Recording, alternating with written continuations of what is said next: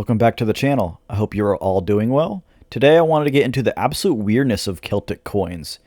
I will be going over briefly the history of the Celts, mostly talking about when the Celts came about and where.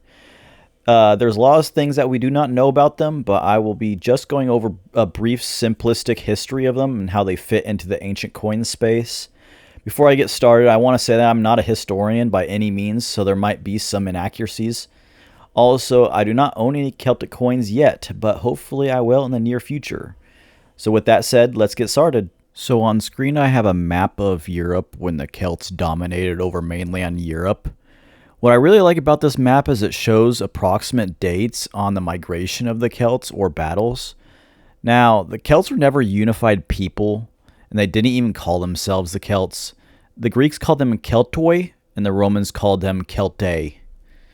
To make things simple, you basically have the Celtiberians in northern parts of Spain. Western Celts, like the famous Gauls. We actually have a description from them, from the man who conquered them, the man Julius Caesar himself. We have three tribes of Gaul. You have the Belgae, the Aquitani, and the Celtae. When I was researching this, my nerdy historian alarms were going off as I recognized a couple of the names. Belgae is related to the modern country name of Belgium, and Aquitani from the area of southeastern part of France called Aquitaine, which I know of from the history of the Middle Ages. I know of Eleanor from Aquitaine, that's how I figured that out, and the mother of Richard the Lionheart, who was very famous during the Crusades versus Saladin. But I won't be getting into that. Interestingly, though, this is the only evidence of the Celts calling themselves Celtae. This is very specific Celtic tribe calling themselves that. You also have the Brittonic Celts and the Gaelic Celts from northern islands. I won't be getting into the names of those specific tribes, but I will be mentioning some of their coins. Then you have the Eastern Celts, which I will be going into more than the others. I still want to focus on Celtic coinage. And the earliest Celtic coins are from this area. You have the Galatians, who are probably the most famous because they're mentioned in the Bible by Apostle Paul. In coinage, you'll commonly see Danubian Celts, based off the Danube River, which is still the name of that exact river. There's a famous story of a Celtic warlord named Brennus, who led a massive Celtic army into Greece in 279 BC. He defeated the Greeks, including the famous area of Thermopylae, the same as when Leonidas fought the Persians. And it made it all the way to Delphi to try to loot the Temple of Apollo there. The Greeks had to muster all the forces they could to fight them off, which they managed to wound him in battle, and then the rest of the army disbanded. There's a lot of history to go over and go on forever, but I want to move to the first Celtic coins when we start seeing them. So when Philip II, father of Alexander the Great, started conquering the northern tribes and started to expand into northern Greece, he needed to pay for his troops and to bribe for diplomatic uses, so he started to mint his own coins.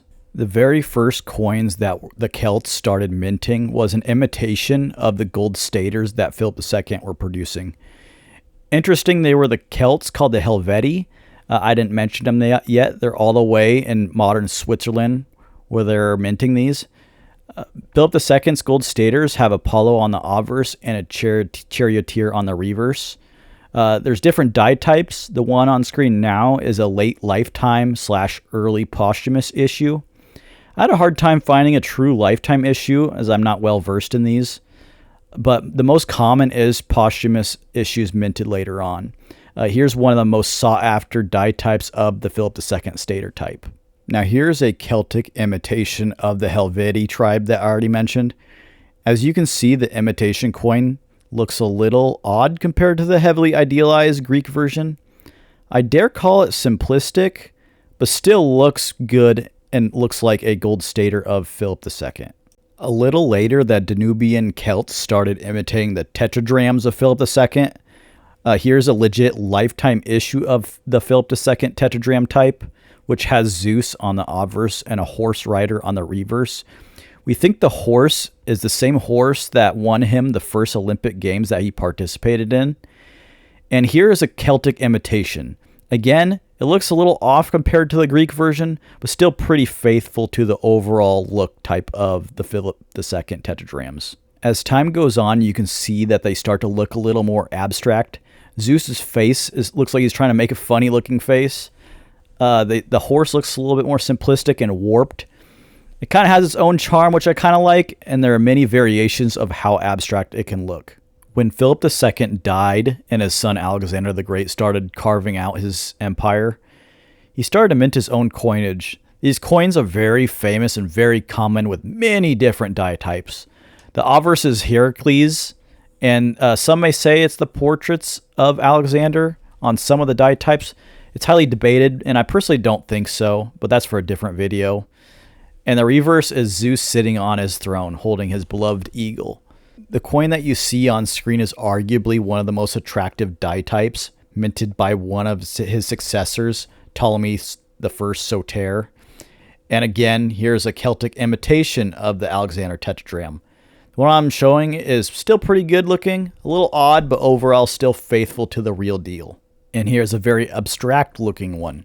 I actually had the chance to get this exact coin, kind of kicking myself for not getting it. But you can see how weird it gets. If you don't see the picture of the real coin type, you'll have a hard time seeing what's going on, especially on the reverse. And here is another extremely abstract one. Interestingly though, this one is gold and very expensive. There are a few Eastern Celtic imitation types. Another common type that you see is Petreios of Paeonia. Here's one minted by the Paeonians themselves. There are a few die types, but this one's a pretty good representation of the real deal. And here's a Celtic imitation. It looks a little off, but still pretty faithful. And lastly here, you have another one, which is even more abstract. The last Eastern type that I'll show you that you'll commonly see is of the Thasos tetradrachms. Here's mine. It's a legit one minted in Thasos, Thrace. And here's an abstract one. Looks very weird, especially the reverse. Almost looks like an alien. And look at this coin that I found on AC Search. The obverse doesn't even look like the original. And the reverse looks like an alien again.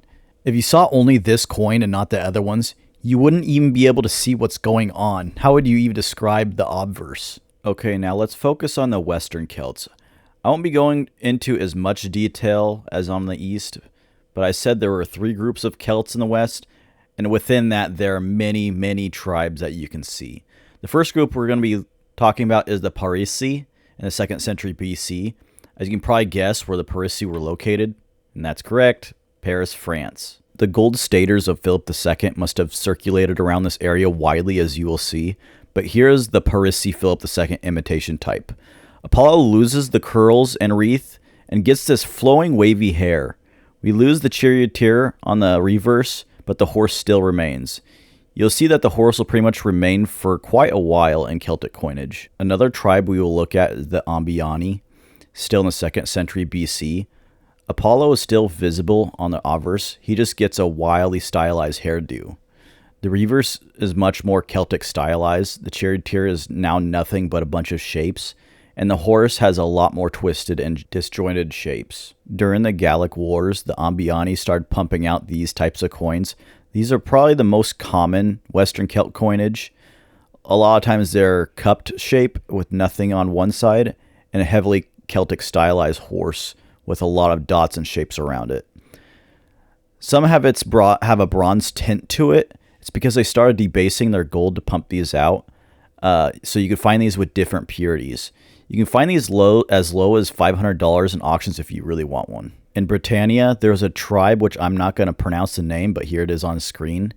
This coin was minted around 55 BC. I find it so amazing that this is still technically based off the Philip II gold staters 300 years before. Apollo is gone, but you can still see what it looks like his wreath going across the obverse. There are striations and wavy lines all over the place. The reverse is still a horse. You can see that the Celts felt how important the horses are to their everyday life. The charioteer is missing, but you can still see what it looks like a wing of some sort in his place. I actually really like this coin. I think I'll put it on my wish list. The last coin type I will talk about today is a special minted one in Spain during the turn of the millennium. Octavian defeated Mark Antony and Cleopatra and claimed the title of Augustus. Here's a very desirable denarius of him with the bust and the titles of Caesar Augustus. And on the reverse, we have the comet. The story is Augustus saw a comet go across the sky and thought it was Julius Caesar's soul. So he minted these coins in honor of the death of Julius Caesar. Now, the Celtiberians did this amazing imitation of that coin, but in bronze. When I stumbled across this, I thought this coin was so cool. And it only hammered for 182 euros earlier this year. You can see this Celtic version of Augustus with a wreath around his head, and you can see the obvious imitation of the comet with the words Divus clearly visible. I wish I grabbed this piece, but it was too late by the time I already saw this. There are many different more Celtic coins to look at, but I never talked about why the Celts chose this weird style. I cannot say for sure, but I believe it is intentional, to put their own twist on something and to make it their own. It's definitely unique and has its own charm. Like I said in the beginning of this video, I hope to own a few of these in the future. And with that said, that will do it with this video. Let me know what you think about this video by leaving a comment or liking the video. And with that said, take care, guys.